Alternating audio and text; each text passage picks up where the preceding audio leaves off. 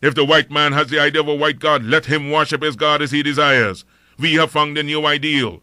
Because whilst our God has no color, and yet it is human to see everything through one's own spectacles, and since the white people have seen their God through their white spectacles, we have only now started to see our God through our own spectacles. We believe in the God of Ethiopia, the everlasting God, and we shall worship him through the spectacles of Ethiopia. Do you know what it is to be a man? To be a man is to bear resemblance of the Creator, the image of the Creator. If you are conscious of the fact that you are created in the image of the Creator, then you are a man. Man is a religious being. That is to say, you must have some kind of belief. Call it superstition or not. Some of us make our God the God of fire. Some of us make our God a God of water. Some of us make our God a God of elements. And others of us accept the Christian belief. Man's religion is something we cannot eliminate from his system or destroy in him. Therefore, it is folly for any man to go about attacking another man's religion, because to him it is fundamental. You may be a Christian, you may be a Mohammedan, that is your religion. We are entitled to our own religious beliefs. Some of us are Catholics, some of us are Baptists, some of us are Presbyterians, and we deem it a right to adhere to our own particular belief. The white world has always tried to rob and discredit us of our history.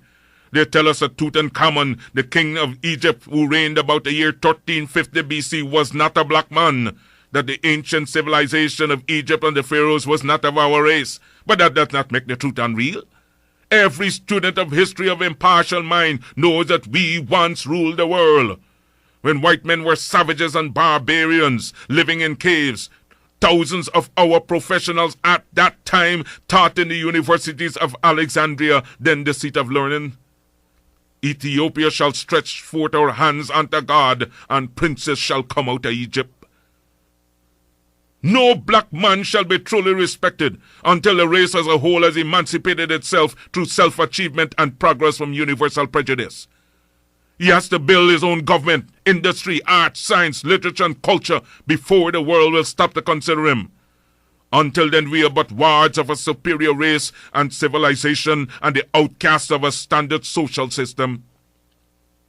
Back in the days of slavery, race mixture and miscegenation had occurred because the African woman had no protection from the slave master. So there is no need today for black people to themselves freely continue a practice that smacks so much of slavery. One of our problems historically is that we have always been reacting to initiatives taken by other people. You cannot depend upon another race to free you. That is a basic law of human existence. If we must have justice, we must be strong. If we must be strong, we must come together. If we must come together, we can only do so through the system of organization.